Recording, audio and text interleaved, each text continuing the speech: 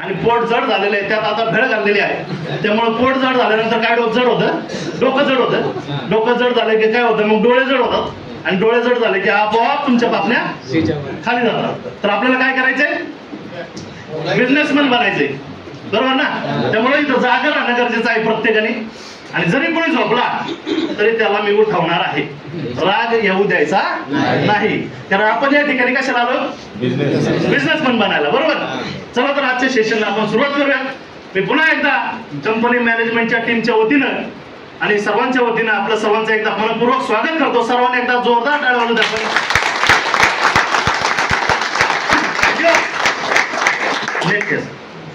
तर आजचा जो प्रोग्राम आहे आपण याला LDP ट्रेनिंग प्रोग्राम म्हणून नाव दिलेलं आहे. खरं तर सरांनी दुसरं एक नाव दिलं, सक्षम 2025. तर आपल्याला सगळ्यांना सक्षम बनवायचंय या ठिकाणी आहे. त्याचबरोबर काही लोक याला कमांडो ट्रेनिंग देखील म्हणतील, बरोबर. पण मला एक सांगा, ट्रेनिंग महत्वाचं आहे की नाही? 100%. का बरं? कोणतीही गोष्ट करत असताना जर ट्रेनिंग असेल तर आपण त्या ठिकाणी काय होतो, सक्सेसफुल होतो, बरोबर. एक छोटंसं उदाहरण देतो.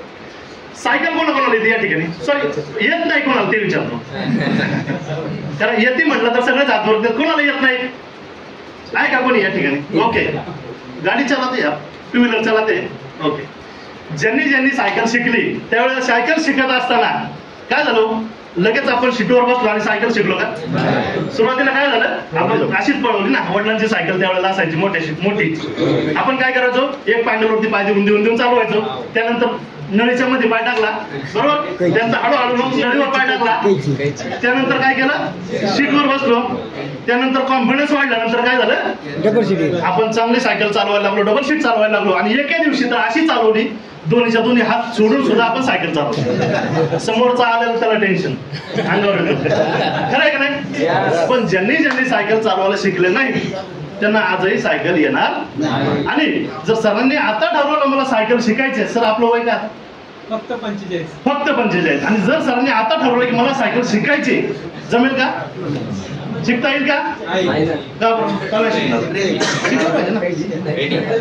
का माहितीये का, त्यांच्या डोक्यात एक असणार आहे, मी पडलो तर माझा हात मोडेल, मी पडलो तर माझा पाय मोडेल, मी पडलो तर माझं डोकं फुटेल.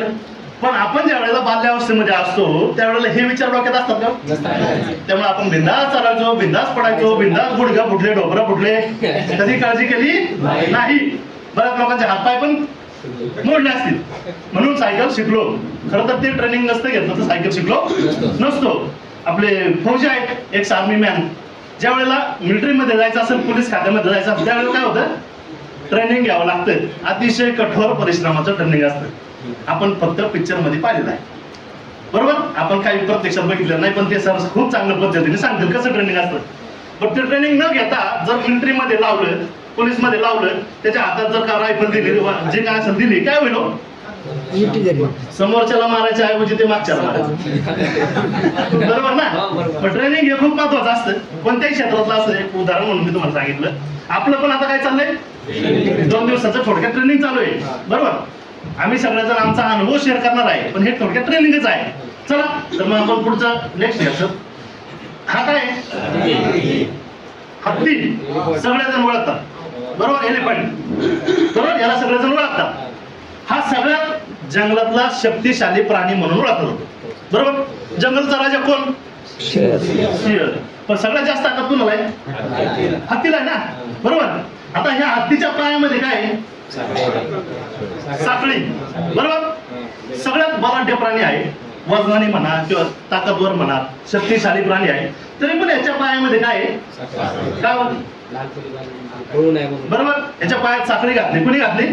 तर ते हत्तीला सांभाळणारा काय म्हणतात? माहूर, त्याने घातली, बरोबर. त्याने ज्या वेळेला साखळी घातली त्यावेळेला तो हत्ती कसा असतो? छोटा असतो. पुढची स्लाइड. छोटा हत्ती होता, बरोबर. छोटा असताना त्याच्या पायामध्ये काय घातली? साखळी घातली. त्याने त्यावेळेला ती साखळी तोडण्याचा प्रयत्न केला नसेल का? 100 वेळा नाही, 1000 वेळा केला असेल. 100 वेळा नाही, 1000 वेळा. रक्त बंबाळ झाला असेल का? नाही झाला. परंतु साखळी काय तुटली नाही. मग त्याने काय केलं? आपल्या डोक्यामध्ये फिट केलं, ही साखळी आपण तोडू शकत नाही. त्यानंतर तो हळूहळू हळूहळू हळूहळू काय झाला? मोठा होत गेला, वाढत गेला. परंतु त्याच्या डोक्यात काय होतं? ही साखळी आपण तोडू शकत नाही. त्याची ताकद पण वाढत गेली, परंतु साखळी काय तोडण्याचा प्रयत्नच केला नाही. त्यांनी प्रयत्न सोडून दिले, बरोबर. हत्ती नंतर मोठा झाला, मागची सलग हत्ती नंतर मोठा झाला, बरोबर.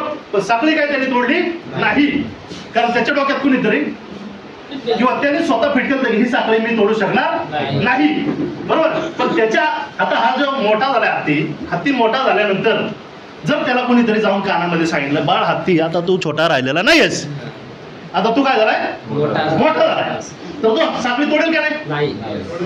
तोडणार ना, ताकद आहे ना तेवढी, पण त्याला ते ताकदीची जाणीव नाहीये ना, त्याला कोणीतरी ताकदीची जाणीव करून देणं गरजेचं आहे. आणि ती साखळी तोडल्याच्या नंतर काय करेल तो? स्वच्छंदी पाहिजे ते तो खाईल, बरोबर. पाहिजे ते तो करेल. कधी करेल? साखळी तोडल्यानंतर, बरोबर. मग या हत्तीच्या पायामध्ये जशा प्रकारच्या साखळ्या आहेत तशा साखळ्या आपल्या पुढे डोक्यात आहेत की नाही? कोणाकोणाच्या आहेत? बरेच जणांचे, सगळ्यांचे म्हणून आपण, बरोबर. आपल्या डोक्यात ह्या साखळ्या कोणी टाकल्या? तो आपण, किंवा आपल्या ज्या सराउंडिंग मध्ये लोक असतात, आपल्या आजूबाजूचे लोक असतात, मित्रमंडळी असतात, नातेवाईक असतात, कोणी आपले बिझनेस पार्टनर असतील ते असतात. ह्यांनी काय केलं? आपल्या डोक्यात साखळ्या टाकल्यात. काय काय साखळ्या येतो? 2-4 आपण बघितलं. सगळ्यात महत्वाची, लोक काय म्हणतील? मी जर हा बिझनेस चालू केला, ह्या जर डबा बाटल्या जर मी विकायला फिरायला लागलो तर लोक काय म्हणतील? आहे की नाही? बरोबर. लोक नावं ठेवतील, आहे ना. दुसरी गोष्ट, मला हे जमेल का? मला हे जमेल का? ही पण काय आहे? साखळीच आहे ना. आज ह्या साखळ्या सगळ्या आपण तोडून टाकणार. तोडायच्या 100%.